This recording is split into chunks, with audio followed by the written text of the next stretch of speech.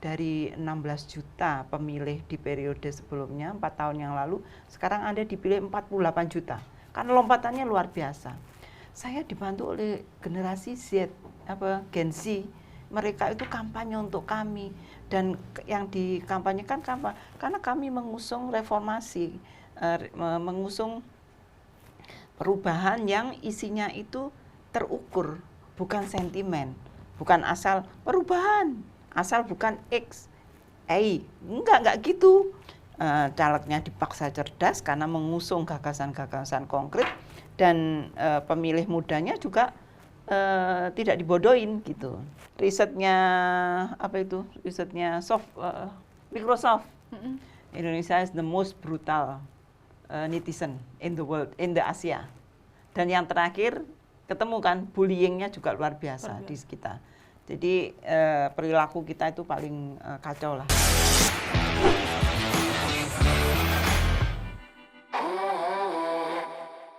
Halo pemirsa setia Gema Pos, semoga selalu dalam keadaan sehat dan dalam lindungan Tuhan.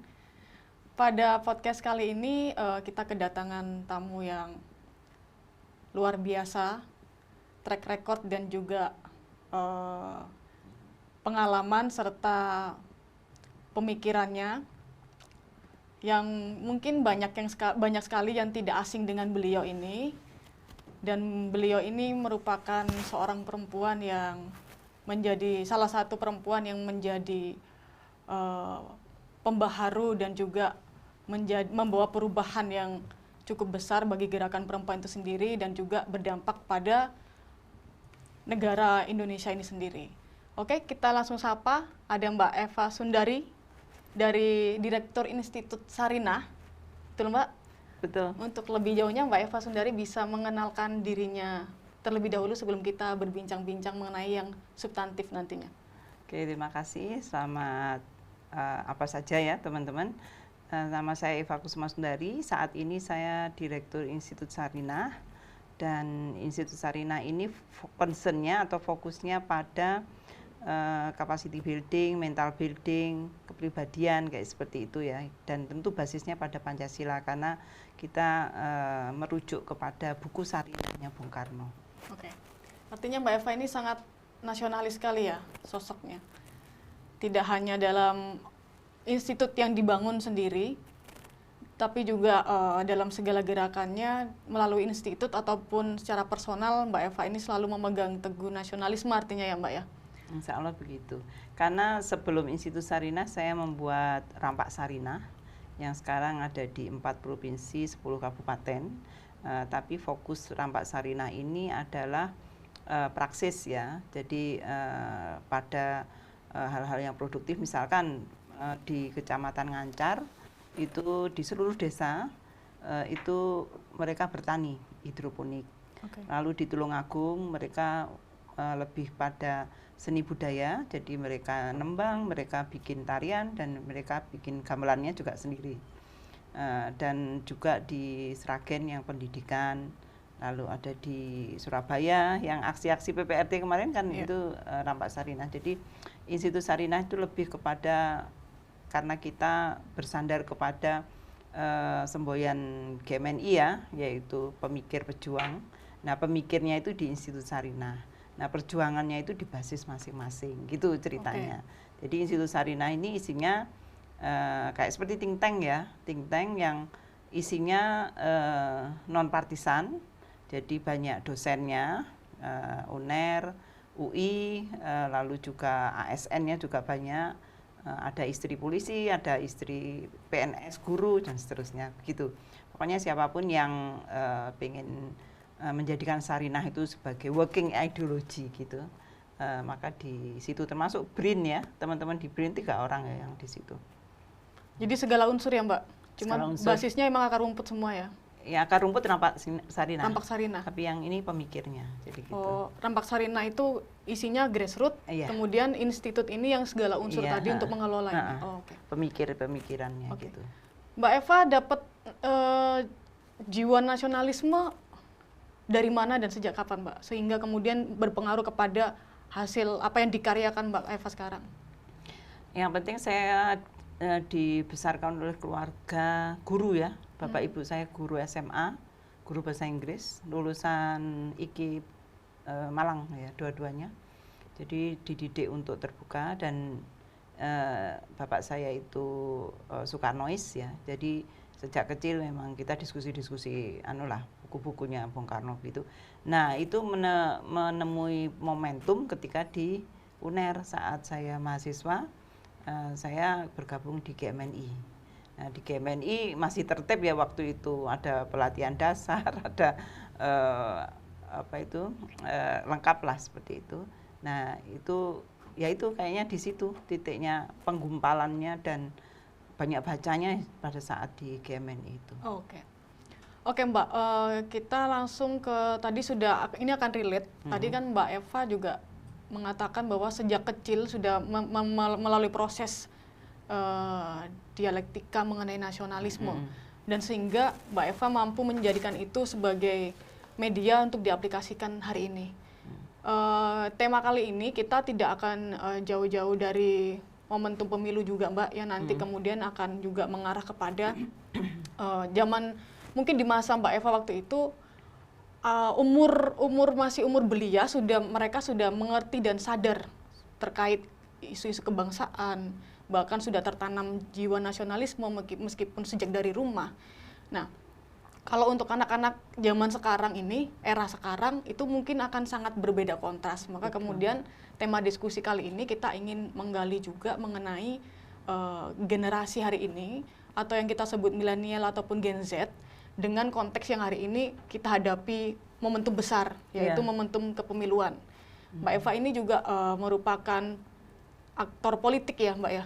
Aktor politik sejak tahun berapa Mbak?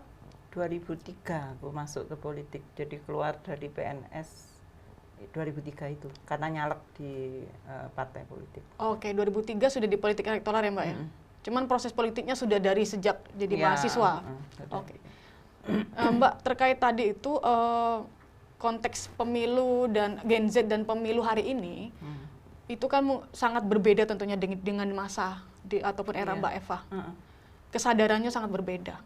Kira-kira Mbak Eva menangkap momentum ini ataupun fenomena-fenomena hari ini terkait Gen Z dengan momentum pemilu nanti itu seperti apa Mbak? Aku agak khawatir ya, karena saya itu di Nganjuk, itu ibu saya itu misalkan ya, itu tamu-tamunya itu berbagai background.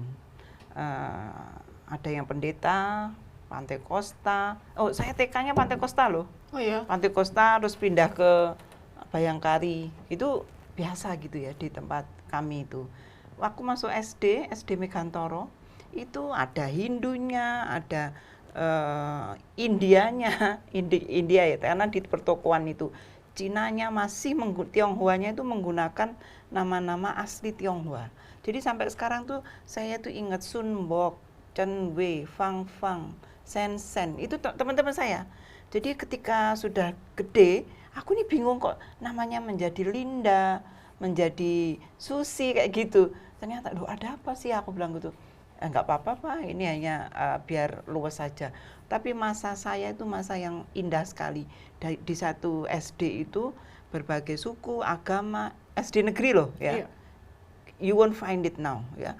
SD negeri isinya macam-macam karena dekat pecinan.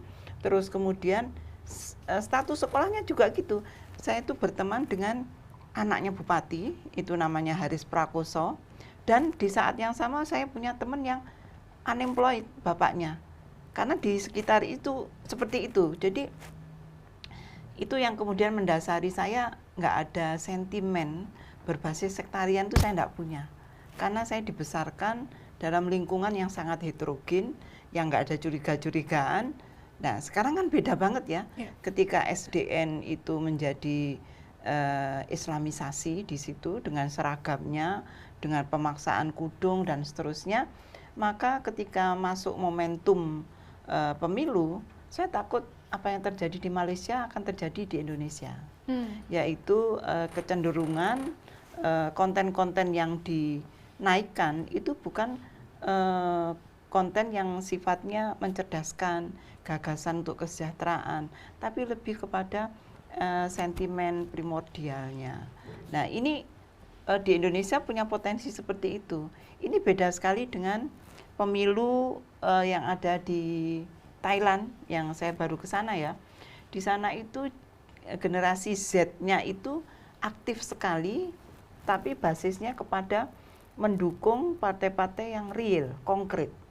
Itu yang namanya move forward ya. Aku tanya ke teman-teman move forward, apa ini kok Anda bisa dari 16 juta pemilih di periode sebelumnya 4 tahun yang lalu, sekarang Anda dipilih 48 juta. Kan lompatannya luar biasa. Saya dibantu oleh generasi Z, Gen Z. Mereka itu kampanye untuk kami, dan yang dikampanyekan karena kami mengusung reformasi, mengusung perubahan yang isinya itu terukur, bukan sentimen, bukan asal perubahan, asal bukan X, enggak gitu. Perubahan itu adalah what do you want to change gitu. Jadi ketika saya baca platform Partai Move Forward itu dia detail sekali, ada 300 policy di situ ya. 300 policy itu sampai gini polisinya itu. Reform di military. Di situ mengatasi KKN. Karena ya seperti di kita ya, mau masuk situ harus bayar. Terus kemudian favoritisme anak-anaknya jenderal yang kemudian tiba-tiba nggak pernah ditugasin di luar Jawa gitu, di sana juga terjadi. Nah, partai ini yang kemudian mengusung isu reform di military, dan ternyata dibantu oleh teman-teman militer internal yang reformis gitu. Dan anak-anak muda ini, loh ini masa depanku, kalau partai ini nggak menang, nanti aku mengalami nasib seperti saat ini gitu. Itu contohnya yang gede ya. Terus kemudian pasal tentang penghinaan kepada raja. Di sana kan serius ya. Itu dia mau nggak begitu caranya, bukan blind eyes gitu. Kalau pokoknya tersinggung, kalau rajanya nggak tersinggung, kalau semua baper terus ini dihukum 20 tahun, 30 tahun. Nah, ini mereka mau reform itu. Terus yang lucu lagi, mereka ngurus sampai bagaimana pecinta binatang itu diberikan hak, misalkan akan membangun sanktuari, shelter untuk hewan gitu. Jadi isu-isu yang sangat perspektifnya itu panjang tapi operasional. Nah, ternyata generasi Z di sana itu responsif terhadap ini. Jadi nggak dibayar, nggak ada koordinasi, kampanye sendiri di mana-mana. Aku sampai keren ya. Dan ini kampanye yang mencerdaskan. Calegnya dipaksa cerdas karena mengusung gagasan-gagasan konkret, dan pemilih mudanya juga tidak dibodohin gitu. Ini beda dengan yang di Filipina, yang menang Marcos sama Duterte kan pasangannya. Dan ketika saya tanya teman-teman di sana, kok bisa mereka lupa dengan sejarah kayak gitu? Mereka nggak tahu sejarah itu. Jadi nggak ada diajarkan tentang sejarah politik di sana. Jadi mereka tertarik dengan TikTok yang dibikin oleh para capres-cawapres ini. TikToknya menarik, walaupun isinya nggak substantif, dan itu bisa mengelabui dinasti.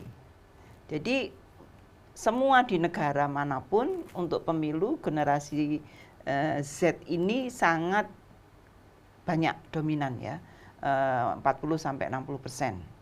Tapi ya itu, ada yang progresif, ada yang nggak progresif. Nah, takutku di Indonesia itu masuk yang nggak progresif, karena lingkungan di sekolahnya sudah, mohon maaf ya, sektarian, primordialis, nggak ngomong tentang gagasan. Dan ini diverifikasi kan dengan studinya LSI terakhir ya, DENI, DA. Ternyata sekarang 25% itu orang sudah mau formalisasi agama. Jadi bukan gagasan memakmurkan, mensejahterakan, itu enggak, tapi lebih kepada, menurut saya ini malas berpikir ya. Jadi melarikan diri, pokoknya nanti kalau sudah mohon maaf ya khilafah, nanti otomatis makmur loh, kan kacau. Jadi daya kritis kita tuh turun saat ini. Ini yang saya khawatirkan. Nah, mudah-mudahan partai aware tentang ini ya. Jadi jangan kemudian memainkan isu yang sifatnya emosional, sektarian, karena itu bodohin pemilih, dan investasi kepada pemilih pemula yang diseret ke isu sektarianisme itu kerugian. Bonus demografi itu jangan-jangan nggak jadi itu nanti gitu. Mbak, di Filipina, Thailand itu gerakan anak-anak muda itu apakah berdasarkan kesadaran diri mereka atau ada aktor politik yang menggerakkan? Ya aktornya ya para caleg toh. Caleg-caleg itu yang kemudian parpol itu yang harus kita salahkan. Bagaimana mereka mendirect asal menang. Jadi crock brain itu ya, otak purbanya yang di generate gitu, seperti di Malaysia, sehingga yang menang konservatif gitu. Sementara yang Thailand enggak, Thailand itu enggak memainkan isu tentang sektarianisme, tapi adu gagasan. Dan para pemilih pemula ini kan salah satu karakteristik dari mereka kan based on fact, terus kemudian rasional, baru mereka mau percaya.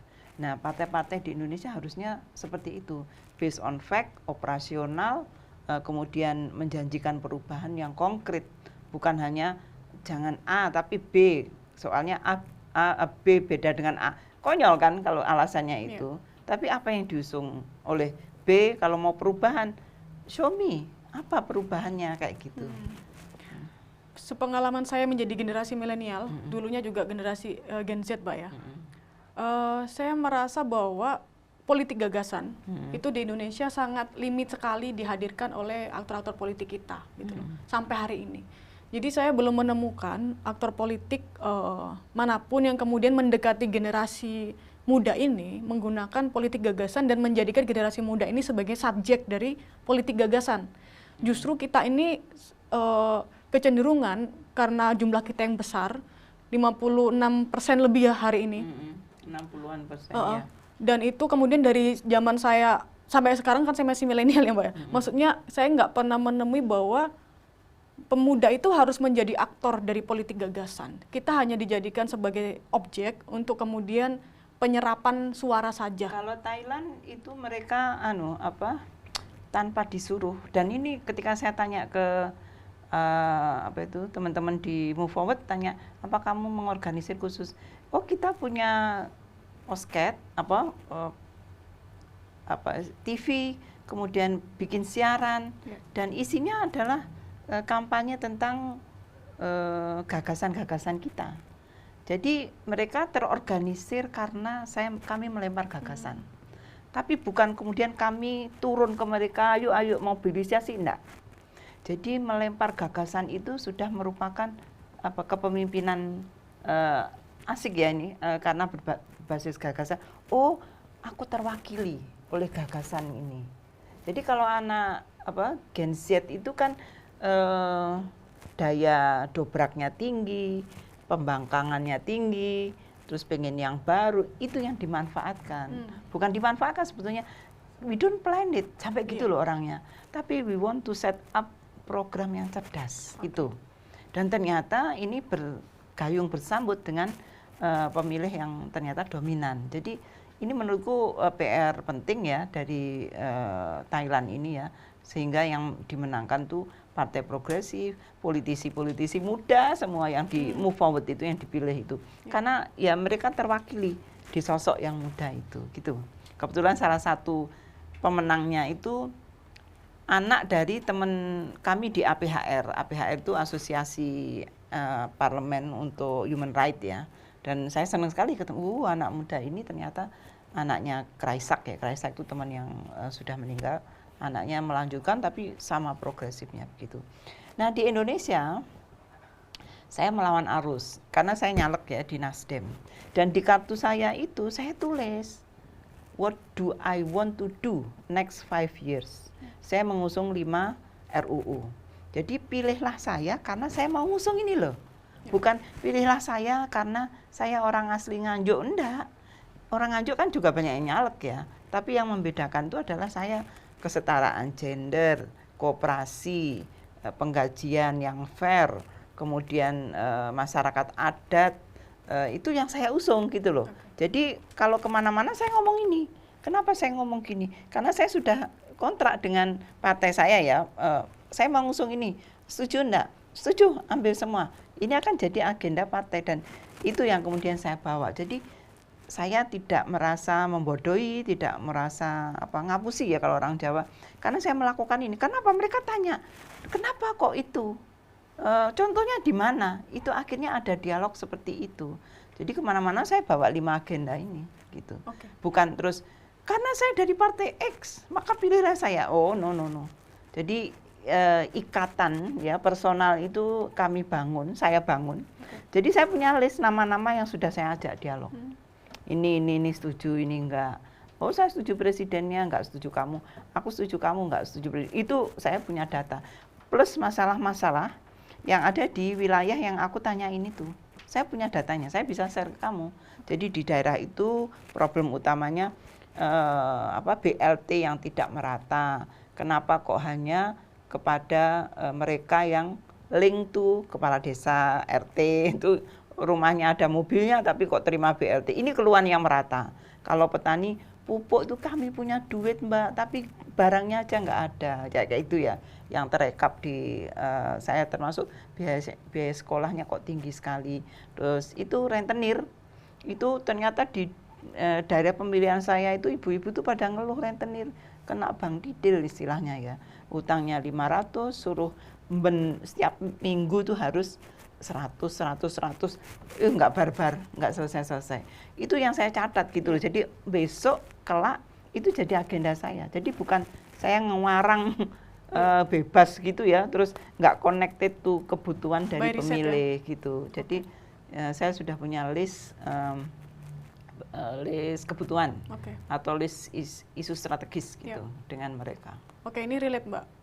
Dalam proses Mbak menuju DPR, proses upaya-upaya dan perjuangan ini, bagaimana Mbak Eva sebagai politisi juga menyerap kelompok pemuda ini, milenial dan Gen Z ini, agar kemudian menerjemahkan politik gagasan yang dibawa Mbak Eva itu sendiri, kemudian menjadi social movement untuk mereka, sadar dan mengerti gitu. Saya, tim relawan saya itu anak-anak muda semua, lulusan SMA, kemudian pondok ya, yang sebelum menjadi relawan saya itu kita pelatihan penyadaran istilahnya ya.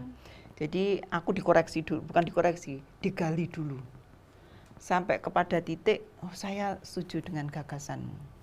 Nah, kenapa mereka mau jadi relawan? Ya karena terwakili dengan kesan saya bahwa aku nggak bagi amplop, aku bersedia kontrak dengan mereka.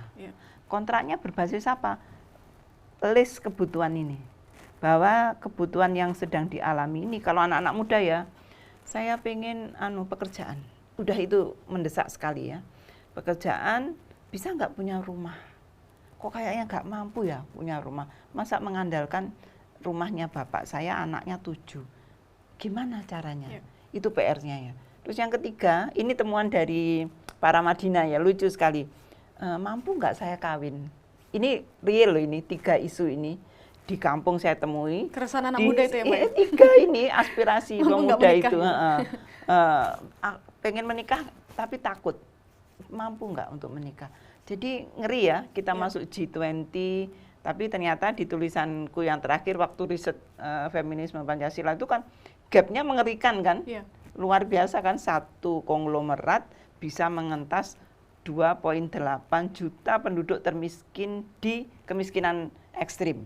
Satu konglomerat bisa mendapat keuntungan dalam semalam yang setara dengan penghasilan 1 tahun orang miskin di Indonesia. Jadi luar biasa, 4 konglomerat hartanya setara dengan 100 juta penduduk. Itu angka semua kan, saya pikir, aku sampai wah pantes teman-teman Gen Z itu ketakutan karena realitasnya seperti digambarkan di risetnya Oxfam itu. Gitu. Jadi aku baru tahu karena aku sudah punya rumah yang sudah tua ya. Tapi anak-anakku ya usia kamu kan, itu gelisah. Aduh, bisa nggak ya aku besok kayak punya mama punya rumah gini, gelisah betul. Saya juga gelisah nih sepertinya. Gelisah soal itu juga kita.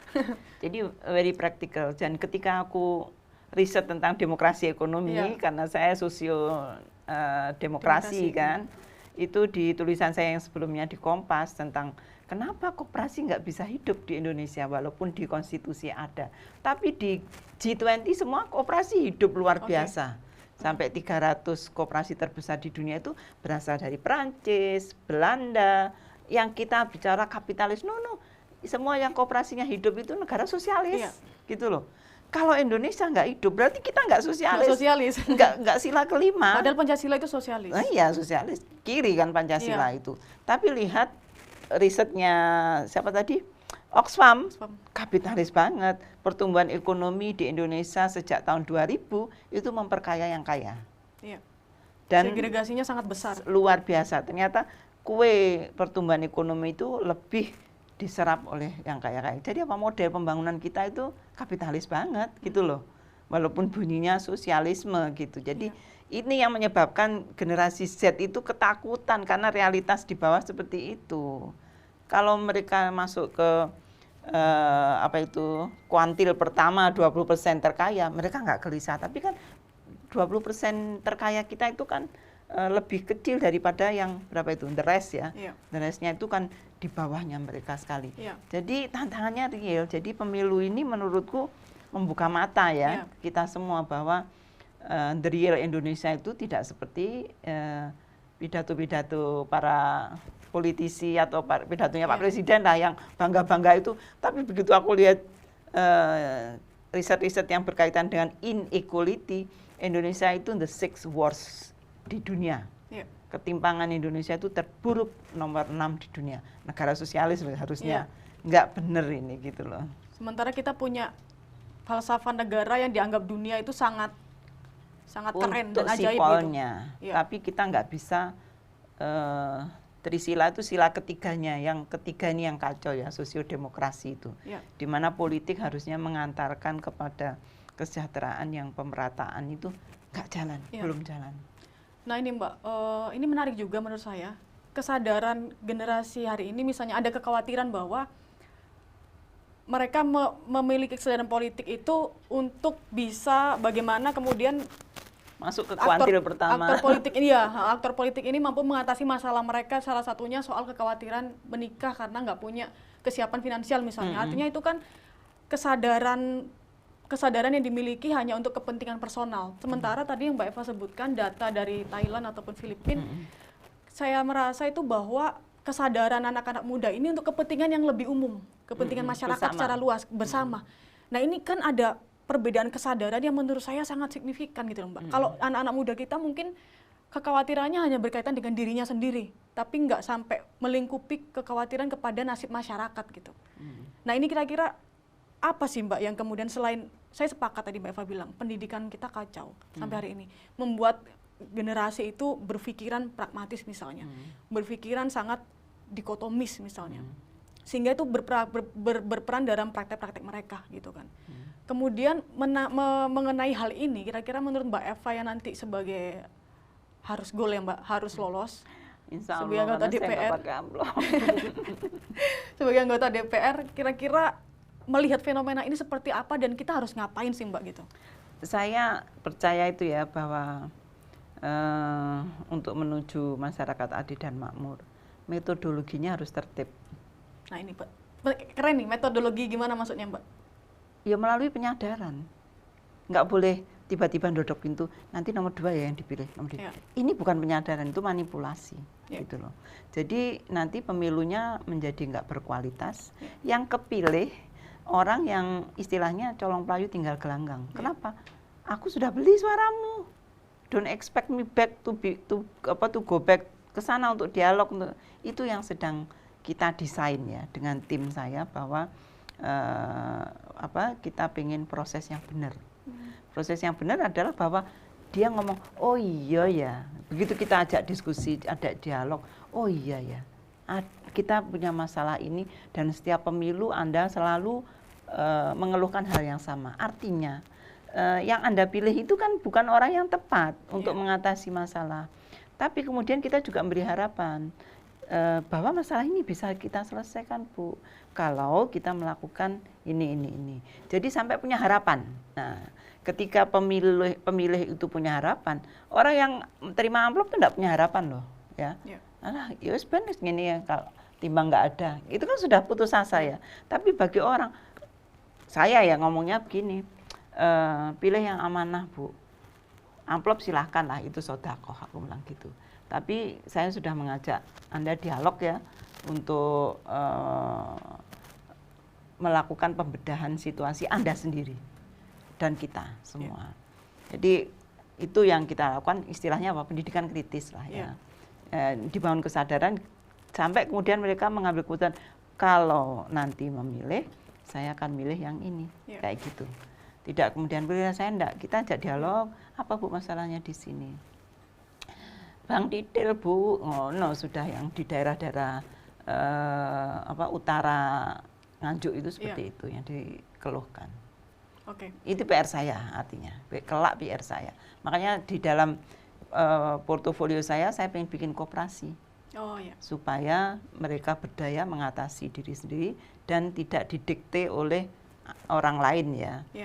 Untuk disedot, diserap duitnya. Nah, koperasi itu perlawanan seperti di negara-negara Skandinavia, Perancis, itu masyarakatnya berdaya. Karena ekonomi kerakyatan harus dimulai memang dari koperasi. Betul. Dan itu Pancasila banget. Ini Mbak, saya rasa ya Mbak ya, saya rasa itu kesadaran generasi hari ini yang kemudian mungkin nggak semua, tapi bisa dibilang mayoritas, yang memiliki kekhawatiran hanya dengan dirinya sendiri, tapi tidak memiliki responsif yang atau daya kritis yang kemudian melihat bangsa saya ini akan seperti apa nanti di bawah kepemimpinan siapa gitu. Ini kan menurut saya adalah yang menjadi kunci penting adalah proses pendidikan yang kita alami selama ini. Kita selama ini tuh, saya pribadi Mbak ya, mulai dari SD sampai sekarang pun istilahnya ruang-ruang pendidikan ini hanya mengajarkan kita 1 tambah 1 pokoknya 2. Nggak boleh 1 tambah 1 bisa 4, bisa 5. Dan tidak pernah diajarkan untuk mendapatkan pendidikan kritis. Supaya mencapai kesadaran kritis gitu kan. Jadi pendidikan hanya sebatas seperti itu untuk membentuk kita menjadi generasi yang seperti itu Mbak. Ini kan artinya sangat fundamental masalahnya gitu loh. Nah, salah satu aktor untuk melakukan pendidikan politik menurut saya, pendidikan politik yang kritis itu adalah partai politik, kuncinya di situ. Partai politik nggak bisa lagi dan juga yang diusungnya nggak bisa lagi hanya menyajikan angin-angin surga toh Mbak. Angin-angin surga ini akan semakin memperbodoh masyarakat dan investasi jangka panjangnya adalah kebodohan itu sendiri. Lah menurut Mbak Eva nanti ketika Mbak Eva sudah menjabat dan terpilih, amin, itu kemudian apa yang perlu direformasi bahkan direvolusi Mbak, sistem pendidikan misalnya. Saya aware sekali dengan pendidikan itu. Menurut Mbak Eva gimana? Sebetulnya kita nyontoh yang sudah sukses saja ya. Jadi ternyata anak yang paling bahagia itu sekarang di Belanda ya. Kemarin di Denmark ya. Dan Finlandia. Finlandia, Denmark, Skandinavia. Dan ternyata di sana apa? Dilarang memberi PR. Karena PR itu membuat anak nggak bahagia ternyata. Jadi anak disuruh bermain sepuasnya. Iya Mbak, sudah di sekolah kita tertekan karena banyak pelajaran di sini. Kasih PR. Ya aku kan korbannya anakku saat ini. Pulang-pulang sudah tegang, mesti aduh PR-nya banyak gini-gini. Nggak happy dan seterusnya. Aduh, aku itu ingat ya zaman dulu itu SMP ku tuh masih bisa sepedaan, bisa panem bromo. Itu anak-anak sekarang tuh enggak aku. Pulang sekolah kursus lagi. Kursus privat di sekolah gitu. Jadi bahagia itu mencerdaskan. Being happy itu source of smartness gitu ceritanya. Itu kuncinya ya ketika saya baca di Skandinavia itu. Kenapa? Ketika anak bahagia itu pembentukan sarafnya tuh banyak ternyata daripada orang yang ketakutan. Ditakut-takuti surga, neraka, anak SD kecil itu sampai lihat pohon setan katanya, pohon Natal itu kan ada kan, itu pohon setan. Itu sudah mengkeret. Kalau saraf-sarafnya itu nggak bisa berkembang. Jadi otaknya menjadi mengkerut lah, yaitu crop brain-nya yang berkembang. Itu mendesak korteks yang depan untuk kritis itu. Jadi pola asuh pendidikan di sekolah itu menyengsarakan anak-anak ternyata. Mencetak kita menjadi orang bullying, terus provokator, ya kan? Kita risetnya Microsoft. Indonesia is the most brutal netizen in the world, in the Asia. Dan yang terakhir ketemu kan bullyingnya juga luar biasa di kita. Jadi perilaku kita itu paling kacau lah. Brutal. Brutal. Karena ya dididik untuk itu tadi mengkeret itu brain otak purbanya yang buaya ya. Otak buayanya gede, mendesak yang kortek yang untuk cerdas, untuk kreatif, untuk itu digesak. Jadi jangan ditakut-takuti anak-anak itu. Jadi harus happy, dibikin happy. Nah, ini kita sudah bicara soal topik pembahasan mengenai Gen Z dan kepemiluan, tapi saya rasa Mbak Eva kan juga sebagai aktivis, juga sebagai politisi perempuan, nggak afdol kalau kita nggak membicarakan juga terkait perempuan dalam politik gitu kan Mbak. Mungkin tapi nanti kita akan bertemu di sesi berikutnya, dan sesi generasi Z ini dan milenial ini kita cukupkan, dan kita akan bertemu di sesi perempuan dan pemilu. Aku boleh dong kata terakhir ya? Boleh, harus ada closing nanti Mbak. Di Thailand itu yang mengubah Thailand itu anak-anak muda. Perilaku pemilih anak muda itu menentukan siapa yang menang, siapa yang kalah. Dan ternyata anak muda yang rasional, Gen Z yang sangat connected to ini, itu rasional sebetulnya. Jadi saya berharap supply side, yaitu para parpol, para politisi itu memberikan sajian yang mencerdaskan, sehingga perilaku pemilih itu juga cerdas gitu. Jadi itu sih mereka bisa mengubah Indonesia ke depan itu di tangannya Gen Z. Kesadaran kritis dimulai dari pendidikan kritis ya Mbak ya? Oke. Quote-nya keren sekali, dan semoga ini bisa diresapi juga oleh seluruh aktor politik di Indonesia gitu Mbak. Dan ini perlu sekali untuk mendidik kita yang Gen Z dan milenial ini untuk menjadi aktor-aktor perubahan di masa depan. Nah mungkin itu untuk tema kita kali ini, dan kita harus ketemu lagi dan tetap di Gemapos teman-teman untuk kita membahas dan berdiskusi mengenai perempuan dan pemilu. Bye-bye Mbak. Makasih ya.